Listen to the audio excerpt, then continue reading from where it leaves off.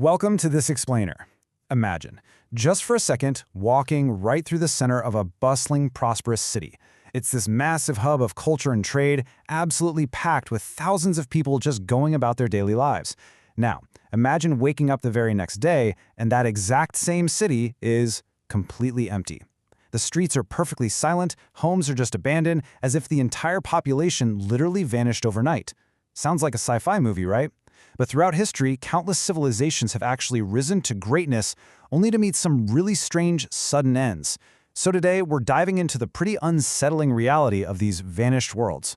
We're going to conduct an autopsy on 10 historical ghost cities to figure out exactly how a thriving metropolis just dies. To really understand the fragility of our own civilization, we're going to categorize the death of these cities into three main forces. First up, places swallowed by nature. Second, the economics of the resource trap. Third, human error and conflict. And finally, we'll wrap up with the echoes of the empty to see exactly what these ruins can tell us about ourselves. Let's get into it. Starting off with Section 1, Swallowed by Nature, the Wrath of the Uncontrollable. The sheer scale of time involved in our first autopsy is honestly just staggering. We're starting with one of history's most famous abandoned cities, Pompeii, over in ancient Italy. So in 79 AD, the nearby Mount Vesuvius violently erupted. Now at first, the residents actually believed the eruption was minor, but within hours, deadly ash and volcanic gases just blanketed the entire city. It perfectly preserved the buildings, the streets, and even everyday objects, as thousands tragically lost their lives. The city just disappeared beneath these massive layers of volcanic ash and remained completely hidden for a staggering 1,700 years. That is, until archaeologists finally rediscovered it, giving us this totally unparalleled glimpse right into the Roman Empire. But, it wasn't always sudden volcanoes that killed the city. Sometimes it was just a slow, shifting grind. Take Petra, hidden away in the deserts of Jordan. Built by the Nabateans, it used to be a wildly wealthy ancient hub that controlled these major global trade routes connecting Asia, Africa, and Europe.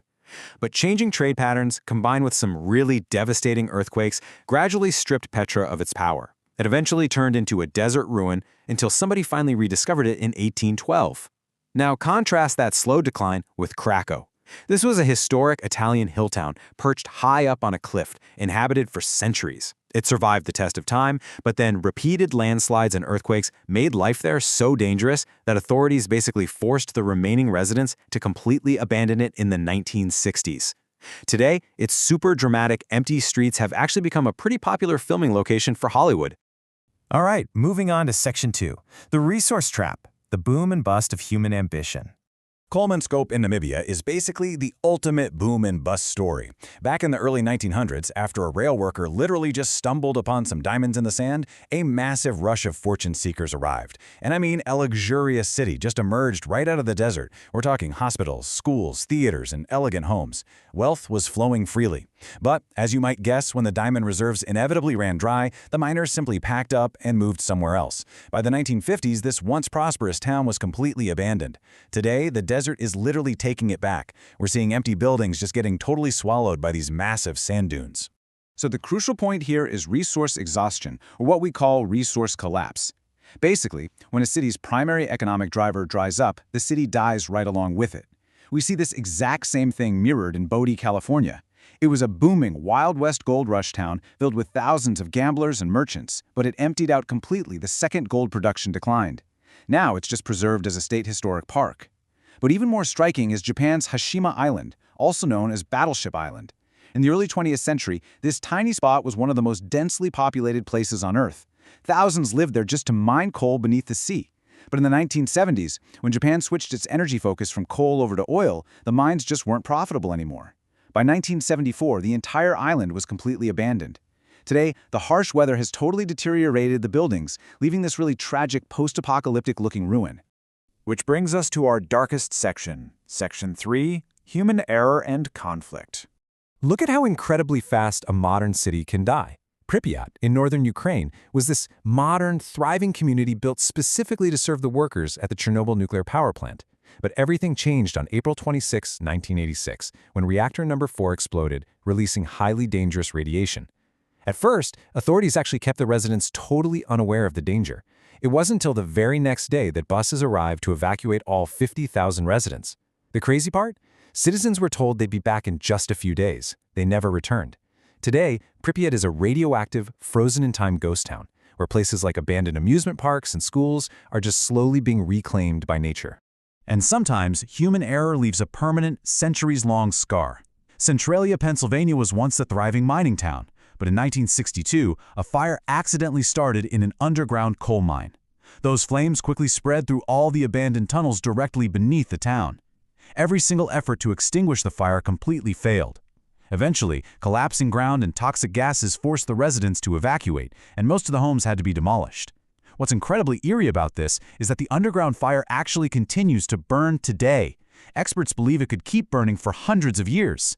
This deeply unsettling atmosphere was actually the direct inspiration for the famous horror game and movie series Silent Hill. War and political conflict bring a really chilling silence, too. Back in the 1970s, Varosha, a district of Famagusta in Cyprus, was one of the Mediterranean's most popular luxury tourist destinations. I mean, it was packed with celebrities and massive hotels. But political conflict and military intervention in 1974 forced the residents to literally drop everything and flee instantly. The city was completely sealed off, its luxury beaches transformed into an eerie, deserted zone for decades. An even more tragic remnant is the French village of Oradour-sur-Glane. In 1944, during World War II, German forces attacked the village and hundreds of innocent civilians lost their lives. After the war, the French government made a really profound decision. They decided not to rebuild. They preserved it exactly as it was. Today, rusting cars and ruined buildings remain completely untouched, serving as a really powerful permanent memorial to the victims and the absolute horrors of war. That leads us into our final section, Section 4, Echoes of the Empty. Why do cities die? This brings us to the ultimate question we really have to ask ourselves when we're looking at all these incredible ruins. Why do cities, even massive, wealthy, and super powerful ones, actually die? Well, the stories of these abandoned places reveal a pretty harsh, common truth. History proves that civilizations are incredibly fragile. It doesn't matter how rich or technologically advanced a city gets, it remains intensely vulnerable to forces completely beyond human control. A volcano can erupt out of nowhere, like in Pompeii. Resources can just dry up, like in Kolmanskop. War can break out, like in Famagusta. Technological change can totally outpace the workforce, like we saw on Hashima Island. Or environmental disasters can permanently alter the landscape, like in Centralia.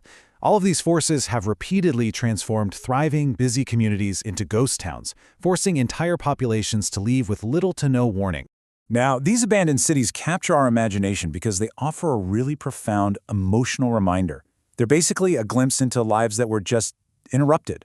When we look at empty classrooms, abandoned toys in Pripyat, or those rusting cars in France, we're reminded that real people just like you and me, once called these places home.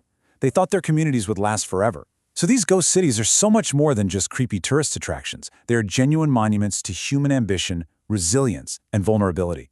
They tell these grand, sweeping stories of triumph and tragedy, of prosperity and decline.